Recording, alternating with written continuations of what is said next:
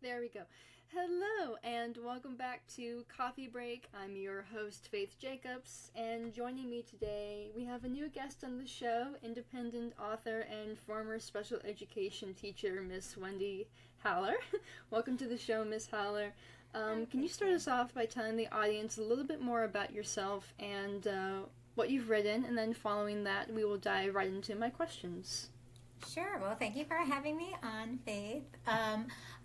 Yes, I was a preschool special education teacher for 20 years, and I thought that's what I was going to retire doing. I loved it. I miss my kiddos terribly.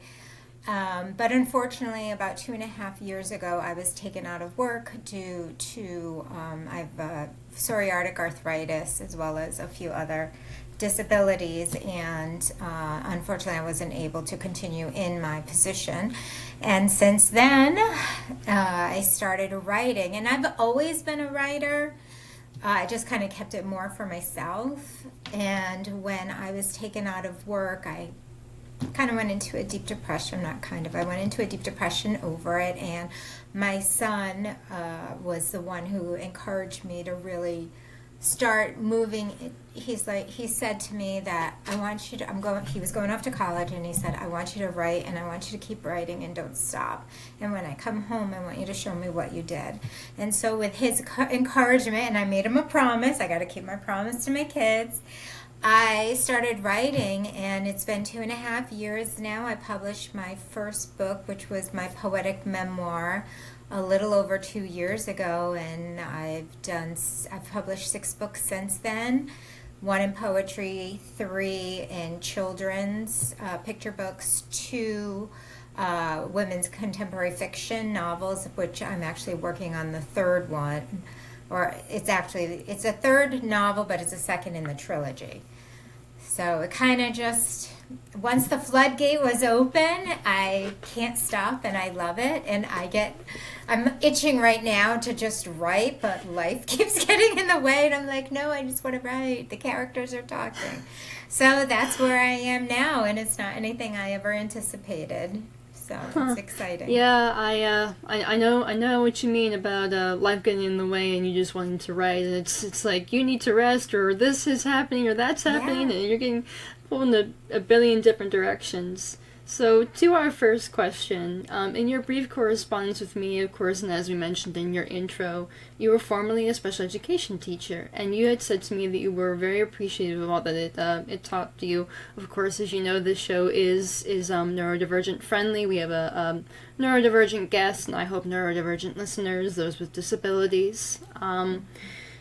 And so I'm curious, can you talk a little bit about that experience? What about special education was meaningful to you, and what was the takeaway for the years that you were a teacher? Oh gosh, there's so many layers to that. Yes, I was a special education teacher. I worked with children. I worked in their early childhood, so I got them at when they were first diagnosed, going into the school system, helping to get the services that they needed, and making all the accommodation and modification so that they could be successful in the classroom. And I loved that because we were laying a foundation.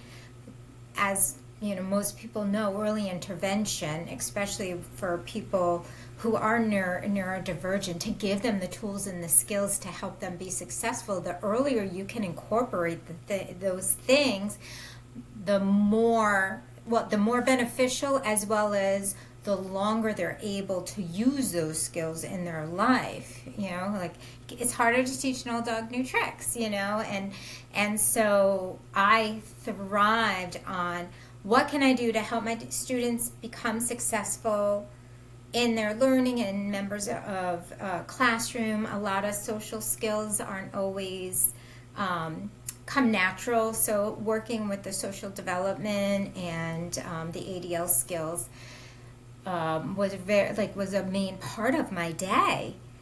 And I also have a child who was in special education throughout the year, so I was on both sides of the table.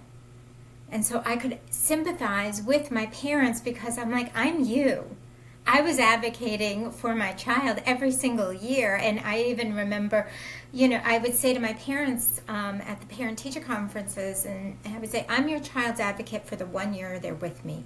You're their advocate for the rest of their lives. So what can I do to give you, the parent, the tools that you need to continue to fight the good fight for your kids? And having to do that for my own child, I'm not going to lie, it shocked people sometimes, like other educators or administrators, when I was in those meetings as the parent, and they were shocked at my knowledge. And it was me being like, kind of like, bring it on. Like, I'm ready. I have the knowledge. But I was fortunate because I was in the field, and I had done it for so long for so many of my students. But not all parents have that. And to make sure that their kids are getting the services they need, and I always thought one day I would end up wanting to transition to the other side, where I was in the transitional skills and helping kids after they graduate in their transition.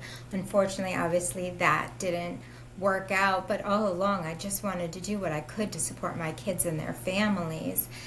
And then getting taken out of work and becoming disabled myself, and having to take all of those things that I did for my students, for my families, for my own daughter, and now it's on me, and being my own advocate. And it was very hard at first. One, as everyone knows, it's hard to admit that this is different, and I'm not how I was yesterday or 5 years ago, like adjusting to my limitations and all the years that I had modified the physical room, the curriculum, whatever it was. I'm now making those modifications for my own abilities. The first time I had to use my cane, it was hard, it was, and then of course I use it. I'm like, why did it take me so long? Oh my gosh, this is so much easier. And the first time I used it, I had to put that handicap tag on my car. It had sat in the envelope it came in my car for so long, probably like a month. But then I was like, I can't find a parking spot, and I'm really struggling today. So I put the handicap tag on, I parked in the spot, and I'm like, why am I fighting this? And it's really, it was different and for me, and something that I had to personally come to terms with my own limitations, and then having to have that internal conversation, like, you did this for 20 years for other people.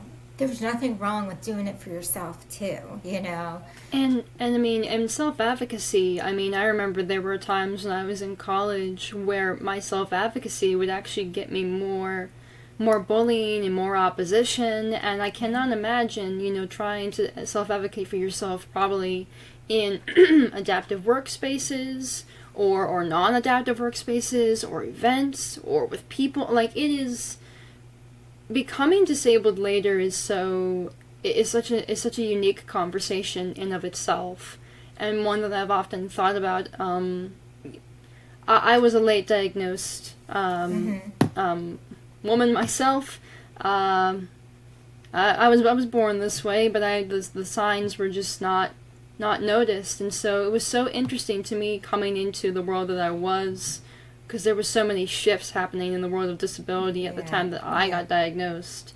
And I remember sometimes teachers would give me looks like, I cannot believe you're handing me this paper that says you need to get, or I assume the words going through their mind was special treatment, and that's how it feels. No matter what side of the disabled spectrum you fall onto, it always feels like somebody out there is thinking, why should I treat you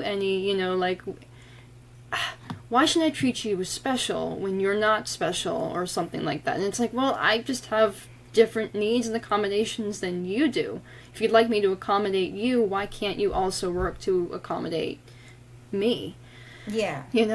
And you get to the point where you're just like, I don't want to be treated differently. This is just who I am. So just accept that this is what I need. You know, everybody has needs. Everybody has something.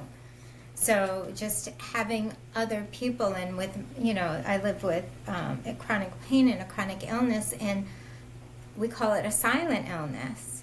Like, no one can see all the arthritis in my knees, and I have osteoporosis too.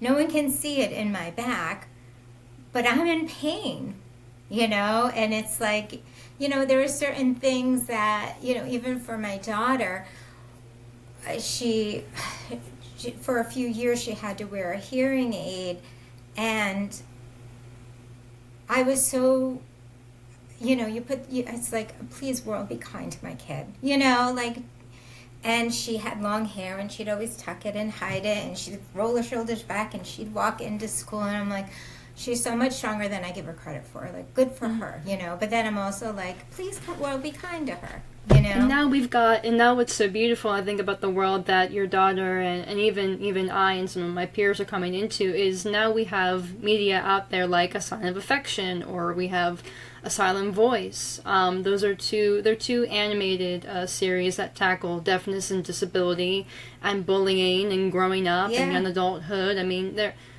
they're aimed at like a much older audience, but they're for those who are in high school. And it's something that I would say, and they tackle wanting relationships and what it's like to be disabled, and wanting we want all the typical things that anyone else wants. It just may look a little bit different in our world, Even there's they're making waves, which is so ironic because their name is Big Ocean, but there's a deaf and disabled K-pop band, and they use ASL and KSL and International Sign Language in their music videos, so people who are hard of hearing or deaf, and they're all deaf themselves, or have varying levels of hearing loss, like, I think that it's the beautiful world that we now live in, is that there is representation, and there is, hey, I can do that too. I am not limited by my disability, no matter what that disability may be.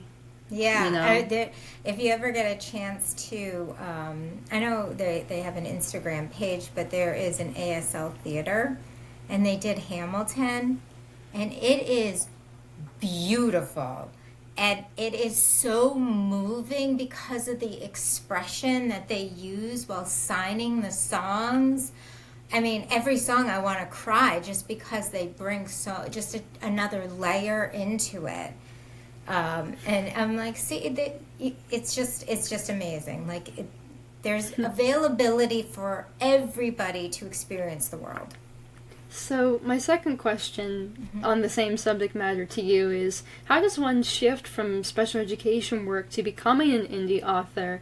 And to that point, did any of the past experience of working in that education influence your writing at all? Of course, I did see you have a few children's books on your author's page on Amazon, such as Bad Dreams Go Away and the Maggie Malone series, which looked really sweet to me. I really appreciated reading the descriptions of both of those books. Well, my children's books are written from experience working with, my children in the classroom. And my Maggie series, they're all about coping skills, social skills, because that's what I taught. And my first book, Maggie Malone and Her Imagination, I'd like to write my books for parents to use to model with their kids, and then the kids to also learn from while sharing something entertaining. And Maggie Malone and Her Imagination, I wrote after we came out of COVID, and I had all of these COVID, we call them our COVID babies, and they had spent so much time on technology during COVID, which understandably so, parents are working out of their house, there's so many hours in the day to fill. But I had children coming in, and all they were doing was walking around dumping toys. They didn't know how to use their imagination and play. And in this age of technology, it is easier. There isn't so much. They can fill their time with technology, with the tablet, with games, apps, all that. And for me, I was doing a lot of modeling, like, okay, let's go to the play kitchen. Who are you? Are you mom, your dad, your grandma? What is your role? What are we going to do? What are we making for dinner? And just modeling those steps. So with Maggie Malone and her imagination, it was really encouraging that imaginative play. And that is just something that unfortunately is embraced in childhood, but we lose as we get older because just life, takes over and we get busy and we're not daydreaming or imagining as much. So that book was focused on that. Maggie Malone and I Can Do It All By Myself is encouraging self-help skills, giving children the opportunity. Yes, it may take longer for them to put on their shoes or coat or whatever, but in the long run, it's going to benefit all of you. And the pride that they'll take in being able to do it by themselves. And then with Bad Dreams, that book is to give a skill for kids when they wake up with night terrors, which is a stage most children go through. It's something that I did with my daughter. My daughter suffers from a lot of anxiety, and before weighted blankets were a big thing, I was her weighted blanket. And I would lay, with her until her body would relax and she would go to sleep, but then she'd wake up. So that's a skill that I did with her that I wanted to share with others. So I think my teaching is coming out in my writing now. I can't be in the classroom to teach these skills, so I'm doing it through my children's books. And as a former teacher, I lesson planned, every week. And now when I'm writing my adult novels, my prep is a lesson plan. I'm planning it out, but just like with lesson plans, there's always room for things to shift and change or teachable moments. And so it's plotting it out or making my lesson plan, but then allowing room for whatever the characters do, and I am using my imagination. That's true. Yeah, it takes a lot of creative power in order to write the novels that we do. I know. Exactly. Yeah. Switching gears a little bit, though we are still on books. You have two books for adults, and of course you mentioned your book of poetry. Let's talk about the book titled From This Day Forward. It's my understanding, I've not had a chance to read it, but I did do a little bit of research, that it's a romance. And would you mind if I read the synopsis a little bit? Go right ahead. Yeah. Alright, so our synopsis is newlyweds Jay and Emmeline Ellis are the picture-perfect couple, excitedly charting the course of their lives together. Their dreams are big, their plans carefully crafted, and their love unwavering, until a devastating accident turns their world upside down. When Jay sustains a traumatic brain injury, the couple is thrust into an emotional and physical battle they never anticipated. As their future takes a drastically different shape, they must confront the questions they never thought they'd face. Is love enough when the life you planned doesn't seem possible? Can hope mend what feels broken? From this day forward, they'll have to decide whether to hold on to the promises they made or let tragedy break the future they once planned together. Now, I'm curious. Was this your... given that it was your first step into romance and an adult romance at that, what was the moment that sparked this for you? Well, it's interesting that my publisher put it in the romance category because I didn't think of it as a romance. Gotcha. And it really made me think about the definition of romance. So when it was published and it fell in the romance category, I was like, this is not a romance. Like, yes, they're newlyweds, but it's not like this big romantic, there's no steamy nothing, It's really about... So this is the first book in my Wedding Vows series. And maybe that's what I was thinking, that's where they were going with it. Wedding vows, romance, but it's not. Or so I thought. So from this day forward, the first book in the series is based on the wedding vow, for better or worse. So something happens to these newlywed couple, and where do they go from here? This is their first thing. Jay sustains a traumatic brain injury. He's a police officer, sustains a traumatic brain injury while on the job in a car accident, and it shifts. And I relate a lot. And I interviewed a police officer who went through this same thing. And I related to him because with my psoriatic arthritis, my mobility declined to the point where I couldn't be in the classroom. And it was like, well, from this day forward, where do I move on from here? So that was like the question for this couple, like, how do we move on from here? He is not the same person he was before.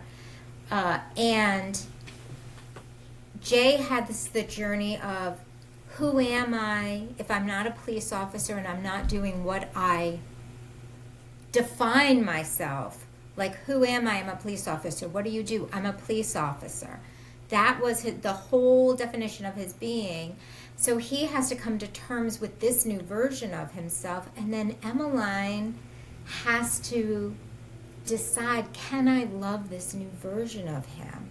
And through almost 3/4 of the book, she keeps saying, old Jay, new Jay, old Jay, new Jay, until one of her friends says, why not just Jay? And it's that acceptance of, this is where we are now. And so they have those individual paths they have to take alone, and then they have to take it together as a couple. Like, how do we move forward? Because all the plans we planned for our future are now changed. And that happens for all of us. In a blink of an eye, anything can happen. And how do we move forward from here? And that's the basis of it. And there's a thread through the novel of mental illness. Her aunt, Viv, who's like the comic relief character in the book, has early onset dementia. And her mother, Emmeline's mother, is dealing with her older sister's dementia. But Viv is one of those characters that it's like, okay, she's being a little sassy and a little fresh. Is it her dementia, or is it her being that way and playing it off as it is? You just never know with Viv what she's doing. And that's her personality. And it's nice to have a character that is a little bit comic relief.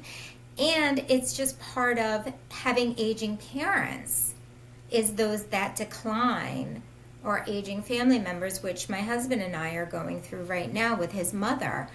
And so there is that threat of mental illness and how it affects the family as well. So going back to the romance, when it was labeled as a romance, I had to sit with it, and I'm a lifetime learner. I always say so. Of course, I have to go online and I need the definition. So I go and I look up Oxford Dictionary, Webster, whatever, what is the definition? And then realizing, having been married for 24 years as well, romance isn't just chocolates and roses and diamonds. It's like whatever, what you would think of in those like entertainment business of the ideal of romance. It's when I can't get out of bed in the morning, my husband brings me a cup of coffee. Or just sitting next to each other, watching your favorite streaming show, those little moments. And through the book, those moments are weaved in of what really drew them together, are those little touches that they each have and those caring moments for each other. And then after I read that definition, I was like, oh, okay, this is a romance. All right. And that's what I think is so interesting about romance is in an interesting place right now in 2025, I would say, because you have the reemergence of the steamy period dramas, but then you have the little niche corner of us authors who are like, that's not romance, that's just that's not to be mean, it's not, but it's what's the word? Idealistic. That's the word. Yes. It's absolutely. Idealized. It's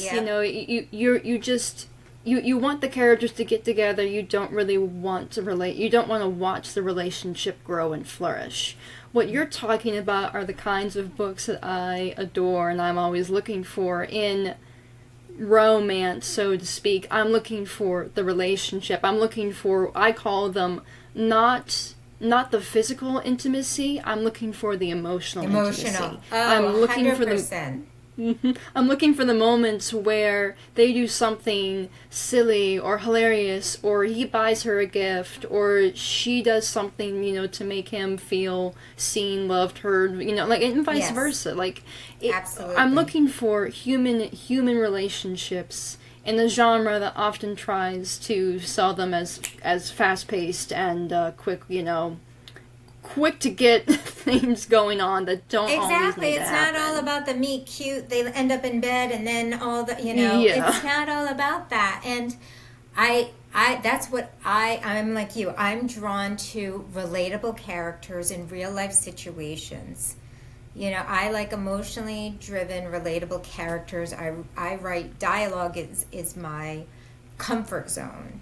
The Mine description too. is like, I'll get that on the next draft. I'll And fill if in you the- and here's the thing, like if they have to have moments of physical intimacy, you can do that, but have it be earned. You know what I mean? Yes. I feel like it has to serve the plot in some way. It can't just be there just to be there. Yes, And I'm one of those exactly. writers who I sit there and go, if it's not serving my characters in some way, if it's not showing how they're getting closer, then it just won't be there in my book. Exactly. But that's me. So we're still on books. Moving on very briefly to question 4. What can you tell me about the Flannigan girls? That was the one that I was like, I swear I've seen this in Barnes and Noble. I swear Yeah. I've seen this somewhere. I might, maybe it was recommended to me. But the title is catchy and the plot kind of intrigued me a little bit. Well, what's interesting about it is that if I never would have thought that would be my debut novel. I'm a sister with a brother. I was inspired by my sister-in-law who has sisters, and seeing their dynamic and how it works, and just enamored by it. And I did a lot of interviewing and studying of sibling order prior to this book. But the interesting thing is, and as a writer, I'm sure you'll relate, I started that book out. It was going to be called Till In-Laws Do Us Part. And it was going to, and I'm going to, someday I'm going to do something with that title because I love it. Maybe it's a poem, I don't know. But I started that book out with Claire, who's the youngest sister of the Flannigan girls. It was she and her husband, and it was their story on how bringing two different families, the in-laws, together and creating their own traditions, but also everyone's got an input. Everyone's got an input on how you should do this and raise your kids and how you should do, and them figuring out, I was raised this way, he was raised that way, how do we bring that together and how are we going to raise our kids? So that's where I was going with. Are you familiar with NaNoWriMo? Yes, I am. Yeah. So I did Camp NaNoWriMo 2 summers ago, 2023. And that's when I started writing. And I did 30,000 words in the month. And then all of a sudden the sister started talking to me in my head. And Becca, who's the oldest, I started writing and I'm telling her story. And she's like on my shoulder like, no, stop. That's another book. You're not telling that story right now. And then through the course of that, I'm like, this is not about Claire and Patrick. This is a sister story. This is about the sisters. And so I put aside the words that I had written, and then I really started to dive into sibling order and how it shifts and changes from adolescence to adulthood, and started doing interviews of women with their sisters. And so by the time the next NaNoWriMo in November came, I was ready to go. And I had done my plotting or my lesson plan, and I was ready to go. And that's really what happened, and became from one idea, took off and emerged into this whole other story of the Flannigan girls. So that's going to be a trilogy. Oh, And I'm that's writing exciting. each book from each sister's perspective. So that might be Claire's. my next fall read, because the Yeah. plot sounded really interesting to me, and I'm always looking for unique books to And read. you'll appreciate, because I feel like you and I share the same interest in our reading, And you'll appreciate that these are just everyday people living their everyday lives, facing their real life problems and how they get through it. So Claire and Patrick they're figuring out how are we getting through this shift and change. His job, he has to start traveling, and Claire's home with the 3 kids, working a full-time job, trying to balance kids and home life or whatever. And then the sisters, like, she's like, Claire needs her sisters now. Like, she needs help. And she's not good at asking because she's used to being the kid sister dragged along. Keep quiet, just keep coming. This is where we're going. This is what we're doing. And her sister's coming along and saying, you need to find your voice. You need to speak up. You know, and so it's an interesting journey. It's, and it's that shift of Claire coming into her own as an adult. And so now I'm in the process of writing Becca's story. Mm-hmm. And it's and I took feedback I got from my readers who felt like they wanted more. They're like, I want to know Becca. I want to know what makes her tick, and I want to understand, who she is. And I'm like, well, that's coming next. Just wait. So I took that information and I'm writing to what their questions were left unanswered. I always love stories of sisterhood. I'm particularly working on one right now. I adored when I was growing up, Little Women by Louisa May Alcott. Yes, so I'm totally a Jo March. Yes. I always loved Little Women, and I feel like we don't have too many stories of like sisterhood these days, like really. And I am an older sister myself. I have a younger sibling, and I feel like we just don't have, like, I hate to call it a modern Little Women, but we just don't have those types of stories anymore. Yeah. And so it's a period piece, and so I appreciate stories like that so much because they're always so inspiring to me. Absolutely. Yeah, I agree 100%. And it's interesting, as I'm writing and beginning to write Becca's story, Elena, who's the middle sister, I'm going to be writing them back to back because I've got like a notepad and I'm writing bullet points of things that are coming up that I'm thinking of for her story, and I know now how I'm going to format it and what I want to do with it. And it's funny because just like when I wrote Claire's story, Becca was talking to me. Now I'm writing Becca's and Elena's talking to me. So it's crazy how your characters take over, right? They do. My very first fantasy story I ever wrote, I wrote a character who I was like, this character is your wife and you're going to have chemistry with her. Turns out he didn't, and I went, oh no. And it's funny how those things happen when you're an author. And rolling into the topic of authorhood, I'm always intrigued to hear what sparked the desire to begin writing. For me, myself, I know when I was handed a pen and paper by my grandmother, I just began to write away and have continued ever since. What was an intern for you? What was the deep and innate desire that was what was it cultivated in you, this deep innate desire to write as a young girl, or did it later develop in your adult life? What was the one moment that sticks out in your mind as planting this pursuit of the creative world? Well, I like you. I was an avid reader. I've always been an avid reader, especially when I was younger, as well. And I started writing poetry when I was a teenager, and it was my diary.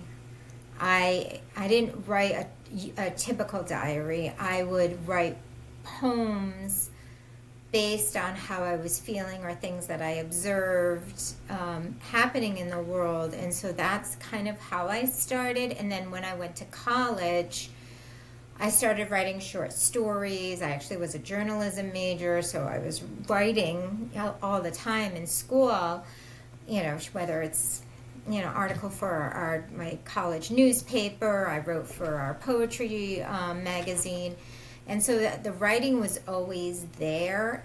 It wasn't until after I published my poetic memoir and my children's books, the first two children's books, that I wanted to challenge myself. I always had this dream when I was younger of being a novelist and being an author and writing books, but I didn't have the confidence in myself to do that. And here, being home and not able to work, I wanted to prove to myself that I could write a full length. Could I write long form? And so that's really, Camp NaNoWriMo gave me the motivation to be like, okay, well, I'm doing this in July and I'm just going to write. And like I said, it was like a floodgate opened, and I haven't been able to stop, which is great. It's been so much fun. But really, it was writing was just like reading, it was my escape. Reading was I'm going to escape into another world. Writing was my way to express the things going on in my world. That was my escape to get out feelings and observations and emotions. And I was definitely the same way like you. I challenged myself to have a deadline because I'm not good at deadlines, and I challenged myself to write a book in under 2 years. And when I did, I felt very accomplished, and I felt like I had taken that first step into that writing world. So I really relate to your story in that way. As much as I even say to my editor, I'm like, once I get the first draft done, and I submit it to her, she sends it back. I'm like, give me a deadline. Tell me when you want this. I'm going to get it done by then. Yeah. True. Rather recently, I've learned that poetry is the most powerful piece of writing out there in the world. It's the most powerful piece of the written word, in my opinion. Mm-hmm. I've read some incredible World War II poetry recently. But I'm curious about your book, which is called Kiss You, Love, Goodbye. And I believe was a finalist at a book festival, from what your website says. Yeah. Now, and a number I'm one curious. Amazon bestseller. Given how raw and most often poetry, allows those of us who are artists to bare our souls, and I've written my fair share of what I would call poetic narratives. But poetry just is, I don't know, it's such a raw and visceral form of putting your heart to paper. Now, was there any fear of that when you sent it off for publication? Yeah, I was absolutely terrified.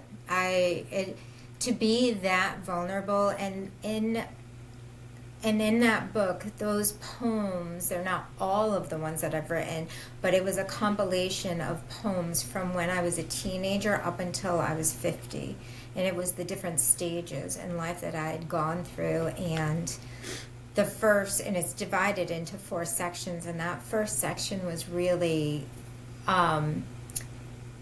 it was very vulnerable. It was really hard because I knew, like, my parents would read it.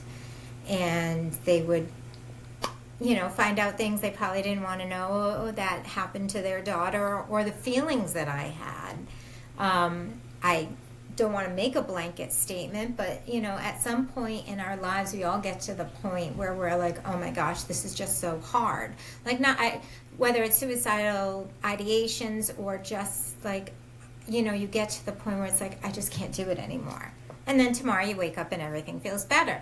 But you do have those days where it's just like, it's just too hard. And for me, putting that out, knowing that first section was going back to a time where I was just really struggling as a teenager into my early adulthood, ripping that Band-Aid off was the scariest thing I've ever had to go through. And what ended up happening was, because I'm an indie author, self-published, indie author, that one especially, I did it through KDP. I had published it, but I didn't tell anybody. And then it had been out about 2 weeks, and then I sent a group message to my father, my mom, my dad, and my brother to let them know it was there. And even my sister-in-law was like, I didn't even know you wrote. And I'm like, because it was very personal, that's just nothing I shared with others. And then my brother puts on Facebook the link with the Amazon, the book cover with the Amazon link, and he's like, I'm so proud of my published, my sister who's a published author. And I was like, he just like put it out there on social media. And in hindsight, and it terrified me, but in hindsight, he ripped the Band-Aid off. And the response that I've gotten from it was obviously just beautiful. And some of the people, to hear how people relate or what poems resonate to them is really just, I don't know, it's just heartwarming for me. But was it terrifying. And I have another poetry book, which that one took me 30 years. So who knows if the next one may take another 30, because I write based on my life. Because, like I said, it's like my diary. But, I'm so glad he did, because I think that insecurity of being that vulnerable and putting myself out there has held me back from being a writer. And now, like I said, now it's like the floodgates open, and now I can't stop. That's understandable. I've been there as well. I was always afraid to. Someone once used the Indiana Jones leap from the lion's head. Oh, and, yeah. I have always been terrified to leap from the lion's head. So I understand your fears are very relatable and very understandable. Throughout all this, shifting a little bit, we talked about your catalyst for leaving the special education world was becoming disabled. And you mentioned to me that you went through some difficult circumstances. Now, with what if you're comfortable, we don't have to. You don't have to talk, overshare whatever you don't want to. But how did that trial sort of lead you into authorhood? Or how did it help to shift you into becoming an author? Having been a teacher, if you think of a school year, it's just ingrained in us. September's the start of a school year. It's like the shift, something new. And my days were so predictable and planned and scheduled that when I was taken out of work, I remember I was on intermittent FMLA before the holiday break, the December break. And then we had another surge of COVID, and the medication that I take leaves me immune compromised and very susceptible to illness. And my doctor, we had another COVID surge, and my doctor said, you can't go back. He's like, you can't go back. You can't be exposed to this. And so when January 2nd hit and everybody was going back to school, and in the classroom there was such teacher guilt that I felt so guilty that I wasn't there and I wasn't with my students, and I was still sending lesson plans and doing, what I could from home, even though nobody told me not to, but I couldn't help it. So for me, I went into a deep depression that whole month of January, which of course, winter blues, blahs, we all have that, seasonal effect. And then on top of it, but it was also the routine that I missed. And I needed a purpose. I needed a reason to get out of bed and, stop feeling sorry for myself. And so writing gave me that. It was like, okay, get up, whatever time that means, just get up, get moving. Like I have these mobility exercises that I do. And I luckily found the Women's Fiction Writers Association, WFWA. They do it's fantastic. They do live sprints 3 times a day during the week, and then once each Saturday and Sunday. And so 10 a.m., you're on little boxes, but you're live with a community. And that's another thing I was missing, was my community. And so after that month, I kind of had this whole intervention with myself. And was like, okay, you can continue to sit here and feel sorry for yourself, or you can find purpose in your day and you can do something. And this is something I'd always wanted to do. So now here's my silver lining. I'm given the time to do it. So stop feeling sorry, stop procrastinating, and get it done. And that's when finding WFWA and being able to be like, okay, I know that I need to be online, ready to go, ready to write or do whatever part of the author business that I want to do by 10 a.m. And having that routine and that purpose just gave me so much drive that now I feel like here I am going into my third novel and I've got my system down, which is really, like, it's fun. It's just really, now I enjoy it, you know, and summer's different thing. Life gets thrown off, family vacations or whatever. And internally I'm like, oh, okay, this is great, but I can't wait to get back to my routine and back to my, right. my writing time. Yeah. Right, of course, that morning coffee or tea or whatever you've got, Yeah. and just your computer and you is a great feeling. In relation to some of these difficulties, are they present still? And on the tougher days, do you have any mantras or affirmations you use to help yourself through the less than stellar moments? What are some of your go-to techniques that you've helped to tackle them? Well, I'm a certified yoga instructor, and unfortunately I can't teach classes anymore, but what I've learned is to take yoga off the mat. So to give myself grace on the days that my body's not cooperating, you know, and because not only does it affect me physically, but sometimes my cognition and just I'm in a fog, the fatigue is really bad. But having grace and knowing it's okay, giving myself the space, and you know, as an author, sometimes your best ideas come when you're not at a computer. You're just off, and giving your brain that space to just let it imagine, you know. It's so from this day forward, most of that book was written in my notes app. I voiced it, and because I'm like, I don't want to lose this. I don't want to forget. And a lot of it is, like I said, taking what I learned through my yoga practice off the mat, being mindful of giving myself grace when I'm having a bad day. Or, you know, I use meditation. I meditate pretty much every day. And whether it's 5-10 minutes of just sitting in silence with some soft music and, you know, that kind of stuff. But those moments of just those moments of when you're feeling like your body and your mind, you're disappointed that it's just not doing what you want it to do. It's honoring the feelings. I'm sad. I'm feeling really sad right now, and that's okay. It's okay to let me feel sad. Not like, you know, when kids cry, oh, you're fine, you know, oh, you know, you're fine, get up, get going, whatever. It's like the next book I'm writing in the Maggie series is about Maggie being disappointed, like having big feelings.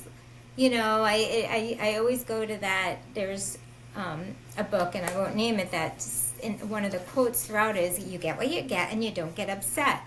And I hated that because I'm like, of course, they're kids. They're going to get upset. I get upset when I'm disappointed, and that's okay.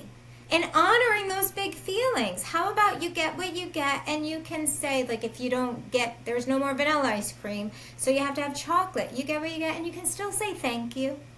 You know, thank you. And then maybe tomorrow there'll be more vanilla ice cream or whatever it is. But honoring those big feelings, like, it's okay to feel that way.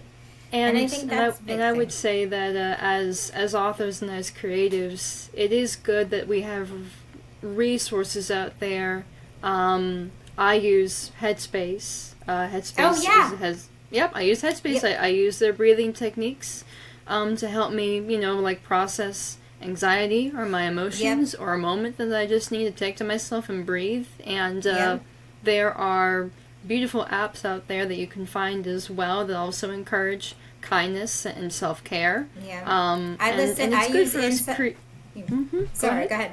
No, I was just going to say, I use Insight Timer, which is the same, you know, where I can choose one of the meditations, or I can just sit, the timer or whatever. I'll do a 10-minute, and it'll just be music or whatever in the background, and then the gong at the end, and it's just it's okay, and just sit with whatever you're feeling or not, Yeah, there's the Calm app.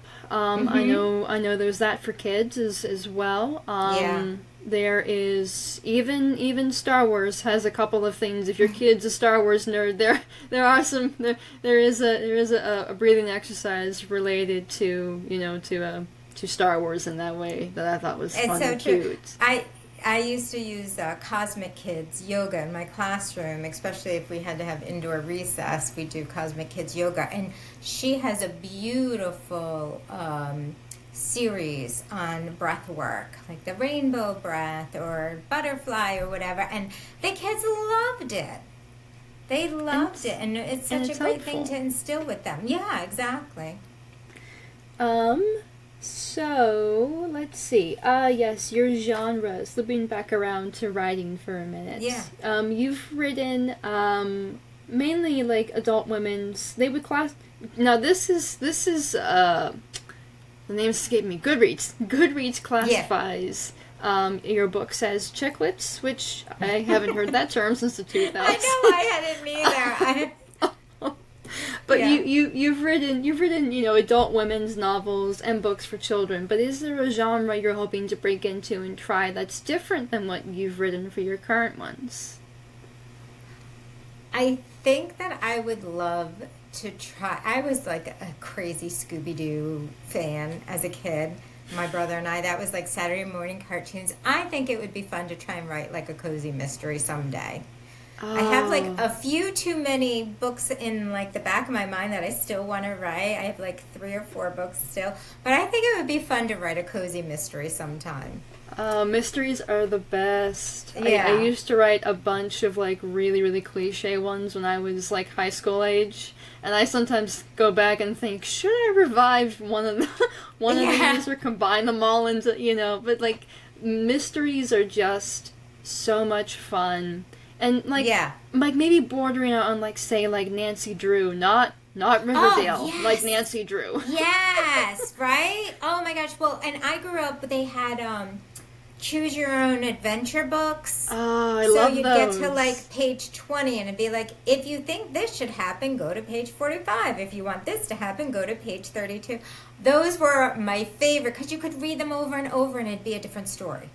Yes. Every time. But I agree with you. Like a good Nancy Drew would be so much fun. Something Nancy Drew, or maybe something like Basil of Baker Street. If you know Great Mouth Detective, there was a little series of mystery books for children called Basil of Baker Street. Some of them have not aged well, but they were at least cozy and cute, and nothing too bad was going to happen. Yeah.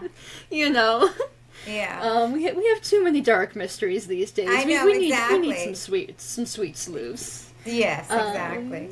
Let's see. Oh yes, my fun question, because I always love to throw these in. Do you ever dream of having any of your books adapted by a director? And if so, who and in what format? Animated, TV, film, maybe an audio drama, a stage play? Like what is your choice of like format for this? If it could happen. Sky's the limit.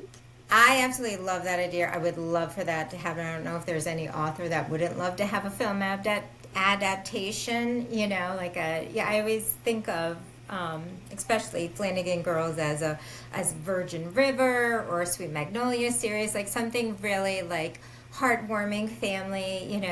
My son is in a good audiobook series. Oh, those are so good too, and I know you delve in that world as well, but I love that. And then it's like that old school like Christmas story, wait till the next week, what's gonna happen, the cliffhanger, and then you have to tune in next time. But my son is actually a film student in New York City. Oh, wow. He's graduating this year, and he's studying to be a filmmaker, writing and directing.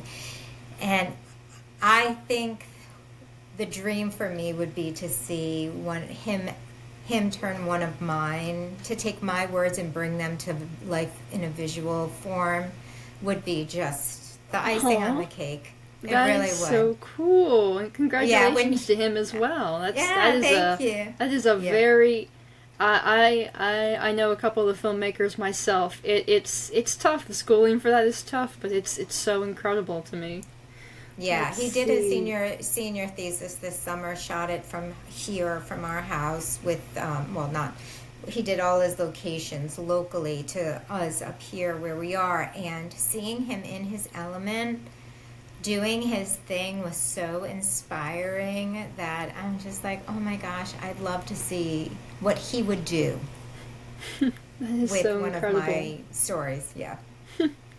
Now I'm curious for my next question to you. Yeah. As an author, what is your process when facing writer's block or simply moments when the plot seems stuck and all you've got is the blank page in front of your face?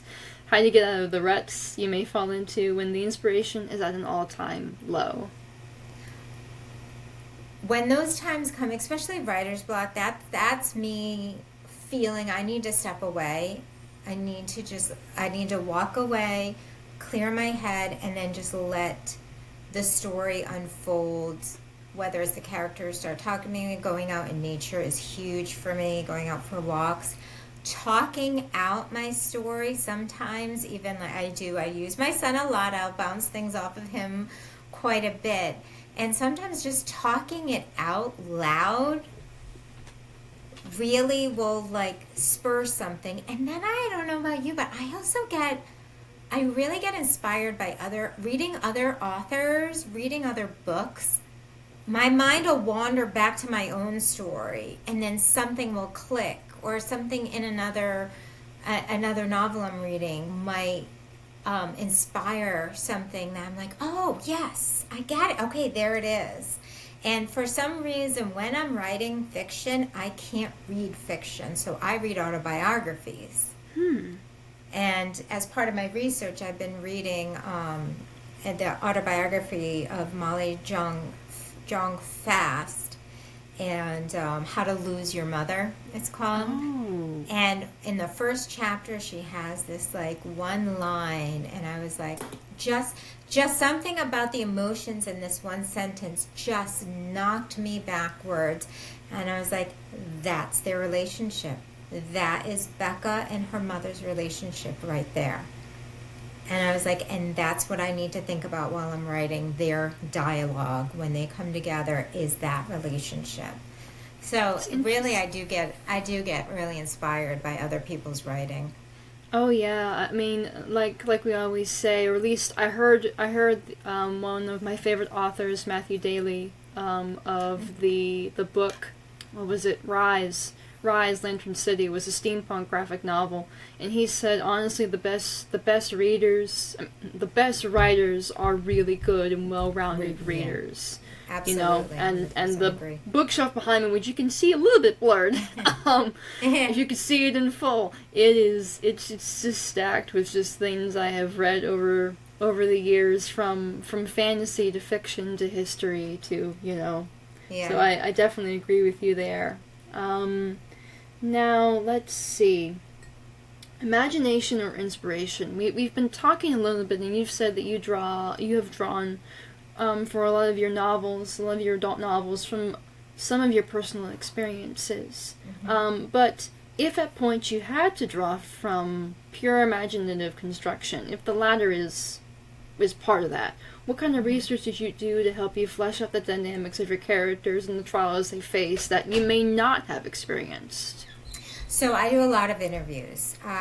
From this day forward, it was dealing with traumatic brain injury, and I work with UConn Med School. I, I do some part-time work with them as a patient. We're called patient instructors, but I'm like a mock patient for the students to practice on.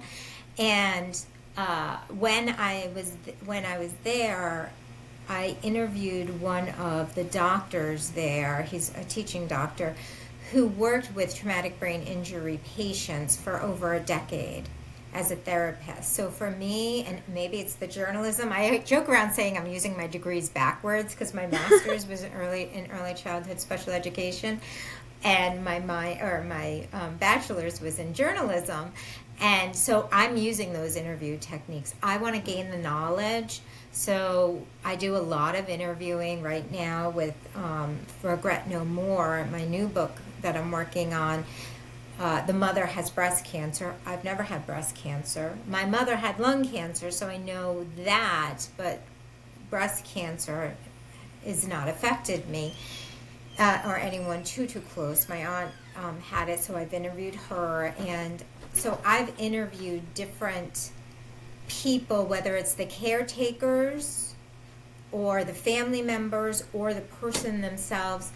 And I want to know not only the clinical, what you had to go through clinically, what is it like emotionally? What are the things that you had to internally deal with? And I've had, and like I said, with From This Day Forward, I interviewed a police officer who suffered a traumatic brain injury, as well as a therapist, as well as I interviewed a couple. And one of them, the woman just had, the wife was one of my yoga students, and her husband had the traumatic brain injury. So I interviewed them to know what it was like for them. So I really, for me, it's really I want the knowledge so that I can write authentically, and then also anyone who picks up my book who has been through this from any of those perspectives will be able to relate and also feel seen. And they'll also come in knowing that research was done, and you didn't just say, well, I watched a couple of medical dramas, and hoped that the information was correct. It's so I mean, true. we've all seen, oh gosh, General Hospital, but yeah, exactly. Or, and it's interesting because the new show, The Pit, is so in tune to what is happening right now and what the language that the students are learning to use in the field. I was like, oh my gosh, this is what we're doing with the kids. Like, this is really it. So for me, I'm like, they did their research. They have good people, But it's interesting that you say that. I did get one negative review from This Day Forward. It was like a 3-star, whatever. And those things don't bother me for the number of years that I worked in education. I have such thick skin, and I know that, my work is not going to be for everybody, and those that are interested, as you go to what you enjoy, what you like to read, the same thing. So I had one person that gave a review and said they had a hard time believing that any police department would ever let a police officer leave the scene of an accident without going in an ambulance. And I wish I want internally, like the defensive side of me wants to be like, no, you don't understand. I checked. Mm-hmm. And in Farmington, Connecticut, where my story is based out of, in Connecticut, it's district or department, district by district. And Farmington doesn't require the police officers to go to the hospital if they don't feel they need to. If they are cleared by the EMT, then they can leave. And I wanted to be like, no, you don't understand. And this was a conversation I had with my editor, who is a former first responder but lives in Texas, where Texas it's mandatory. And she came back at me where, like, that's not true. You need to fix that. And so I was like, I'm going to double check. But I know when I did my research, so I called the police officer that I worked with, or I interviewed them. I called the Farmington Police Department, and they all said the same. It's all in my state. It's district by district, whether it's required or not. Yeah, so it's different per it's different per state. What is required or not required by law. Yes. And but it was so, so funny because, if that's really the thing that bothered you, and then she was like, other than that, it was an enjoyable story and a great summer read. I was like, okay, great, thanks. But it was just like, no, you don't understand. I double checked. I promise you. But I'm like, I got whatever. Let it go. The amount of people who I have a Mozart series, and somebody somebody looked at me and said, if you're writing dialogue in this series, you've basically written Mozart fanfiction. And I went, wait a minute. if you don't want to see the stack of books that I had to buy in order Yeah. to write the so-called fan fiction. But Yeah. so I've been there, done that, and it's like at the end of the day, my work just is let it good. go. I have my Yeah. sources, you know, because that's what we're taught in college: is what's your source, what's your source, what's your Exactly. source. Exactly. You know. Yeah. But let's see. We kind of tackled to be a sound author as a reader, and we sort of answered the question a little bit, but beyond Little Women, were there other stories that sort of like shaped your writer's voice that you revisit every now and then, just out of curiosity? Yeah. I love The Secret Garden. Oh, me too! I do. I love The Secret Garden. I have read it more times than I can count. I watched the film adaptation. There's just something about that story. I mean, I wanted a secret garden growing up. It's so comforting. It is. That- It really is. So Have you ever heard the audio drama version by? Now I know it's by a company that not many people are gonna like. It's by Focus on the Family, but they used to I do know. really good audio drama adaptations back in the day. Yeah. No, I haven't heard it. It's I haven't it's heard incredible. The voice cast is amazing. You actually can get it on Amazon. You can get it I'll either have on to CD or on MP3, or I say Yeah. MP3 format, but Yeah. really beautiful audio drama format. You feel like you're listening to a stage play when you're listening to isn't that this amazing? this Yeah. adaptation. Oh, that's beautiful. Yeah, I'll have to look it up, but yeah, that's always, the Little Women and The Secret Garden are two that have always held a very special place in my heart. And of course, I was of the Beverly Cleary, Judy Blume, you know, those were all part, the Mouse and the Motorcycle, those were all part of my upbringing as well, typical Gotcha. I think I elementary know school. Judy Blume. I feel like that name's very familiar to me. I feel like I've heard that name. Oh, I'm sure. She wrote "Are You There, God? It's Me, Margaret," which was recently adapted into a film a few years ago. But Yes. and she has written, I think, a young adult. I don't know. She may have done some adult, but young adult. So of course I went through that. But the other two, Little Women and Secret Garden, are just very, very special. All right, we are down to our last three questions, and thank you so much for sticking this out. You have been a wonderful guest. Oh, Let's thanks. move. This has been Yeah, so of fun. course. You're amazing. You've been wonderful. You're so sweet. Well, you're very easy to talk to, Faith. So the conversation just flows. I appreciate that. To be a writer, I would say in this day and age, is not an easy feat with technology doing what it's doing. And other obstacles and oppositions, particularly for writers who are disabled. Have you faced any obstacles since the beginning of your publishing journey? And how did you break through the doubt that, that such opposition can, it can instill in us, maybe I'm not good enough. How did you break through that doubt to keep going? The other community is an amazing community, and I definitely would say I have found a lot of strength and fortitude being surrounded by such supportive people.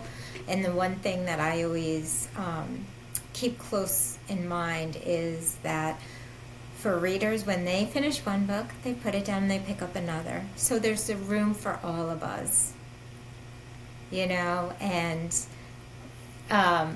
and as far as like with my disability, I have really bad arthritis in my hands, and so sometimes I just voice it into my notes app, and that's okay. I'm not on a deadline as far as if I can't write today, it's okay, I can write tomorrow, and so giving myself space to know that.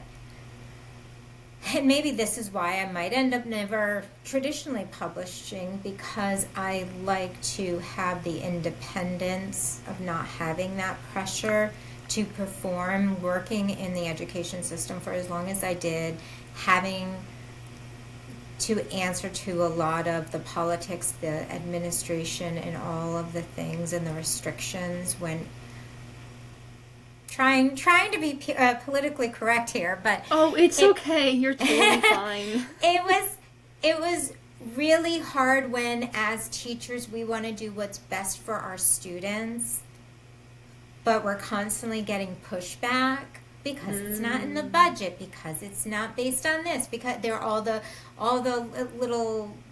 the restrictions coming down from the higher ups or whatever, and and I don't want to ever be put in that situation again.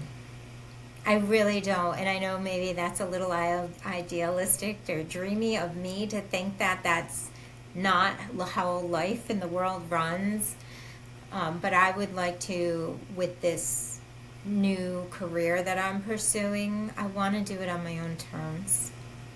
I think that's a good thing, and you sounded like an incredible teacher, and I honestly wish we had more special education teachers like you, because it is people like you that give people like me the encouragement to be our best selves and to learn to the best of our abilities with the best tools that you were given. And so I hope more people like you come along and are encouraged by your story as well. Yeah. Oh, well, thank you. Of course. Let's see. This is just another fun question. What's an ideal writing routine look like for you? Is it your breakfast or your lunch first and then off to writing work, or vice versa? Like how do you like to start off before you jump into your writing routine? I have to have my morning coffee. So I do. This is my ideal routine. Is I wake up, I have my coffee, and I play all my little games on my phone. I get caught up, where I have like all the New York Times ones, and then I have a few others while I drink my coffee, and then I do my mobility exercises, and then I'm ready to go by 10 a.m. and sitting down and writing with my we call ourselves our writing inmates.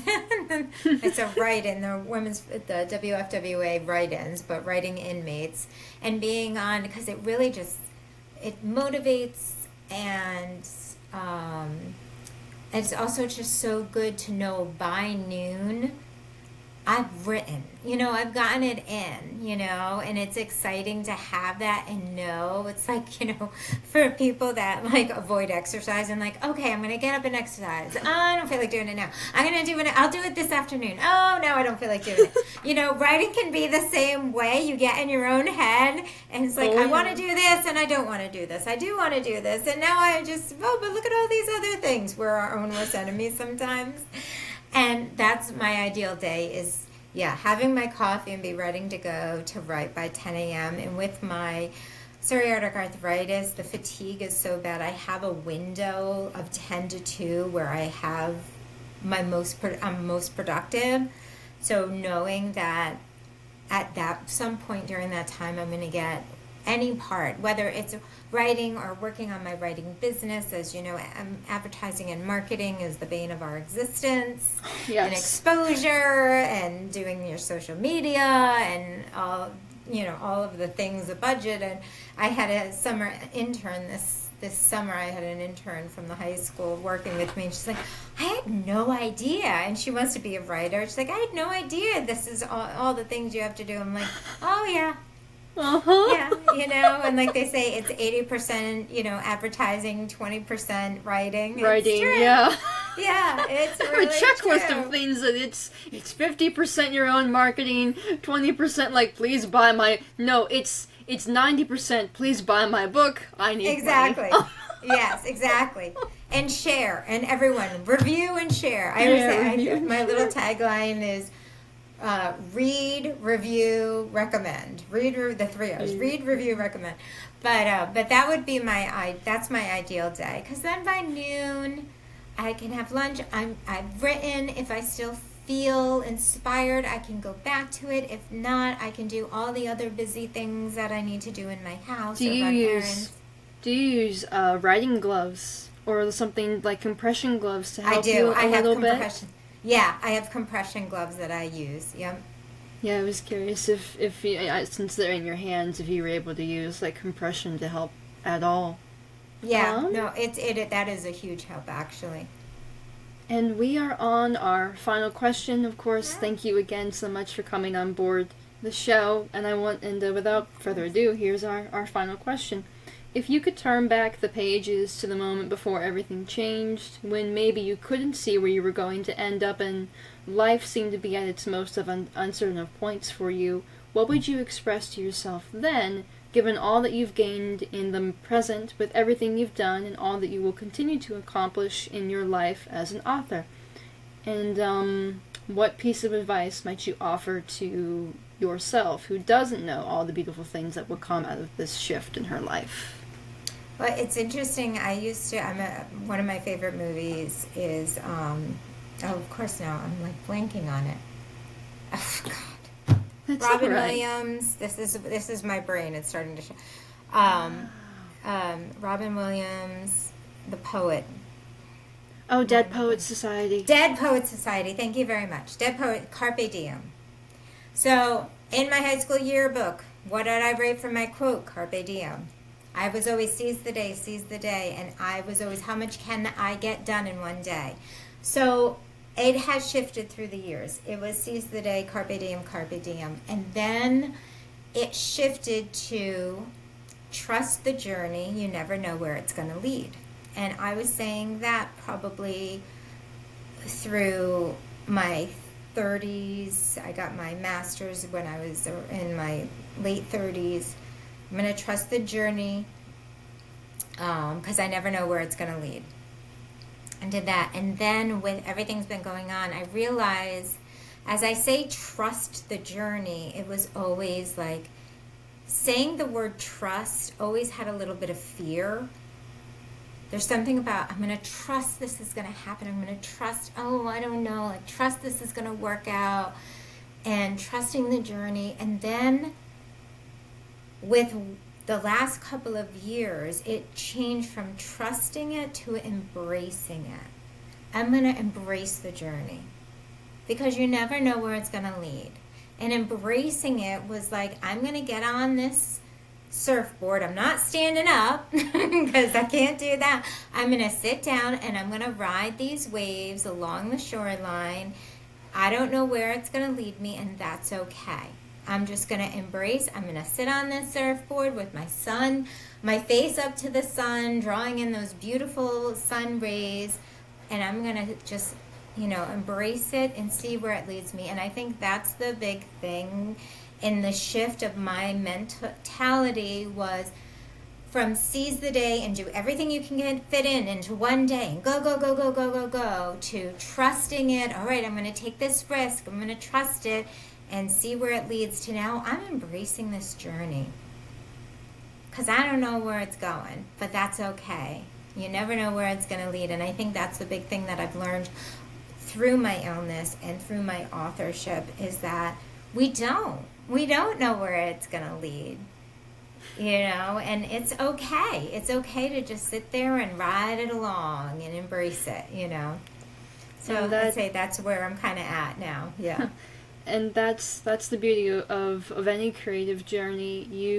You never know what doors are going to open for what amount of time they're supposed to open, and when they do, you just you take that leap from that lion's head, as we said earlier. Yeah. And you embrace the fear, and you see what happens. Exactly. And with that, we have come to the end of our questions. And this has been Coffee Break, a retrospective pod. And before you go, of course, where might people be able to find you and support you either on social media and purchase your books? Oh, well, first, thank you so much, Faith. I have enjoyed this talk so much, and obviously we're kind of in sync on so many levels, and in our writing life, and and what inspires us or has inspired us.